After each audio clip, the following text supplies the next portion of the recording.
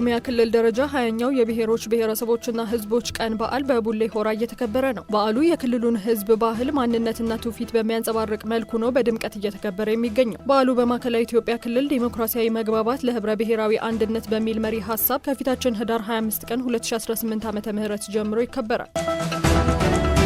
የአፍሪካ ህብረት ያዘጋጀው የመጀመሪያው የዲጂታል ግብርና ኮንፈረንስ በህብረቱ ዋና መቀመጫ አዲስ አበባ እየተካሄደ ነው። ኢኖቬሽንና የዲጂታል መፍትሄዎችን ጠንካራ አረንጓዴና በቴክኖሎጂ የታገዘ የግብርና ዘርፍ ግንባታ በመጠቀም የአፍሪካ መጻኢ ጊዜ ብሩህ ማድረግ የኮንፈረንሱ መሪ ሀሳብ ነው። ኮንፈረንሱ ህብረቱ በፈረንጆቹ 2024 ያጸደቀውን አህጉራዊ የዲጂታል ግብርና ስትራቴጂ ተፈጻሚነት የማሳደግ ጥረት አካል መሆኑም ተመላክቷል።